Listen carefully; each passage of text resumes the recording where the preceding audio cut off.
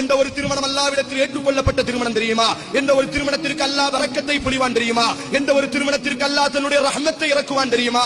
எந்த ஒரு திருமணம் செலவுகள் குறைக்கப்பட்டு வீண் விரயங்கள் சுருக்கப்பட்டு அல்லாஹ்வுடைய தூதர் எப்படி திருமணம் முடித்தாரோ அதே போன்று எந்த திருமணங்கள் முடிக்கப்படுமோ அதுதான் அல்லாஹ்வுடைய தூதரினுடைய திருமணம். அப்படித்தான் தான் திருமணம் முடித்தார், அப்படித்தான் தன்னுடைய மகளுக்கு திருமணம் முடித்து வைத்தார், அப்படித்தான் தன்னுடைய நபித்தோழர்களுக்கு திருமணம் முடித்து வைத்தார். இல்லை, நீ அப்படி முடிக்க கூடாது, ஆடம்பரமாகத்தான் முடிக்க வேண்டும், அசிங்கமாகத்தான் முடிக்க வேண்டும். பெரிய பெரிய பந்தல்களை போட்டு லட்சம் ரூபாய்க்கு நீங்கள் எல்லாம் லெட்டர்களை அடித்து கடிதங்களை அடித்து மிகப்பெரிய கோடிக்கணக்கான மக்களை கூப்பிட்டு ஆடம்பரமாகத்தான் முடிக்க வேண்டும் என்றெல்லாம் உங்களினுடைய தாயும் தகப்பனும் உங்களுக்கு ஏவினால் பலா துத்தேஹுமா, அல்லாஹ்வுடைய மார்க்கத்தை பின்பற்றணுமே தவிர உங்களினுடைய தாய் தவறான பாதையை ஏவுவதினால் உங்கள் ஜமாத்தினுடைய கட்டுக்கோப்பிற்காக வேண்டி அல்லது உங்கள் ஊரினுடைய கட்டுக்கோப்புக்காக வேண்டி அல்லது உங்கள் தலைமுறையினுடைய கட்டுக்கோப்புக்காக வேண்டி அல்லது உங்கள் குடும்ப பாரம்பரியத்திற்காக வேண்டி நீங்கள் அல்லாஹ்வுடைய தூதருக்கு எதிராக மார்க்கத்திற்கு எதிராக நடக்காது.